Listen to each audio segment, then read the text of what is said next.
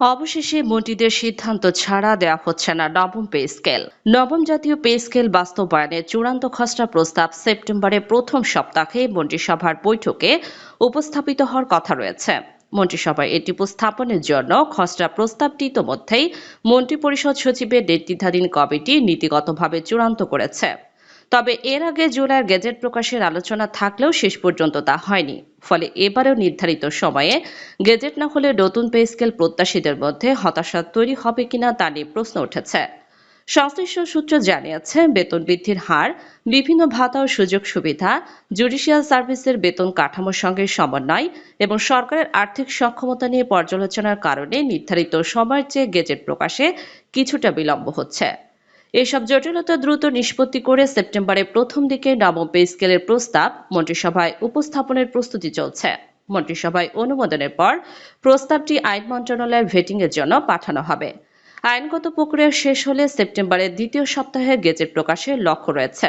এর আগে আগস্টের মধ্যে গেজেট প্রকাশের আলোচনা থাকলেও বেতন বৃদ্ধির হার, বিভিন্ন ভাতা ও সুযোগ সুবিধা, জুডিশিয়াল সার্ভিসের বেতন কাঠামোর সঙ্গে সমন্বয় এবং সরকারের আর্থিক সক্ষমতা নিয়ে পর্যালোচনার কারণে সময়সূচিতে পরিবর্তন এসেছে। এখন অবশিষ্ট বিষয়গুলো দ্রুত চূড়ান্ত করার ওপর গুরুত্ব দেওয়া হচ্ছে। গত বৃহস্পতিবার নতুন পে স্কেল বাস্তবায়নে প্রয়োজনে ঋণ নেওয়া হবে জানিয়েছেন প্রধানমন্ত্রীর অর্থ ও পরিকল্পনা বিষয়ক উপদেষ্টা ডক্টর রাশেদ আল মাহমুদ তিতুমির। রাশেদ আল মাহমুদ তিতুমির বলেন, সরকারি কর্মকর্তা কর্মচারীদের নতুন বেতন কাঠামো বাস্তবায়নের প্রক্রিয়া এগিয়ে চলছে। তবে এটি কবে থেকে এবং কত ধাপে কার্যকর হবে সে বিষয়ে মন্ত্রিসভার সিদ্ধান্তের পরে চূড়ান্ত ঘোষণা দেওয়া হবে।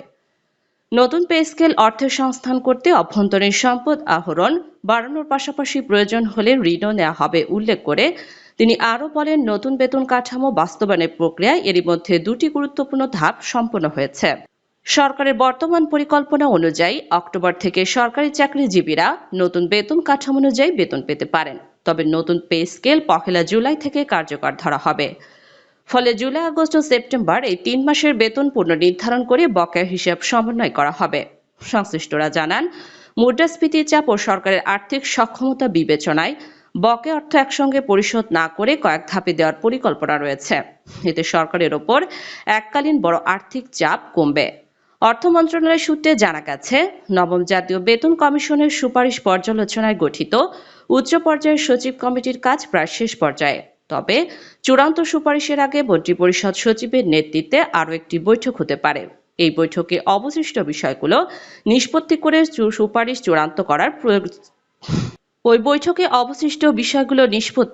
সুপারিশ চূড়ান্ত করার প্রস্তুতি নেওয়া হচ্ছে। অর্থ মন্ত্রণালয় এক দায়িত্বশীল কর্মকর্তা জানিয়েছেন, অক্টোবর থেকেই সরকারি চাকরিজীবীরা নতুন পে স্কেল বেতন পাবেন। এর আগে সেপ্টেম্বরের দ্বিতীয় সপ্তাহে গেজেট প্রকাশ করা হবে। সচিব কমিটির আরেকটি বৈঠকের পরই পে স্কেলের সুপারিশ চূড়ান্ত হওয়ার কথা রয়েছে। জানা গেছে, প্রধানমন্ত্রী তারেক রহমানের পক্ষ থেকেও বেতন ভাতা অন্যান্য সুযোগ সুবিধা নিয়ে সৃষ্ট জটিলতা দ্রুত নিষ্পত্তির তাগিদ দেওয়া হয়েছে। ফলে চূড়ান্ত পর্যায়ের প্রশাসনিক কার্যক্রম দ্রুত শেষ করার চেষ্টা চলছে। অর্থমন্ত্রী আমির খসরু মাহমুদ চৌধুরী আগে জানিয়েছেন, 1 জুলাই থেকে নতুন পে স্কেল কার্যকর হবে এবং চলতি অর্থবছরই থেকেই নতুন বেতন কাঠামো বাস্তবায়ন করা হবে। দেশের বর্তমান আর্থিক অবস্থা বিবেচনায় এটি ধাপে ধাপে বাস্তবায়নের পরিকল্পনা রয়েছে। প্রাথমিকভাবে মূল বেতন কার্যকর করে পরে ভাতা অন্যান্য সুযোগ সুবিধা বাস্তবায়নের বিষয়টি বিবেচনায় রয়েছে।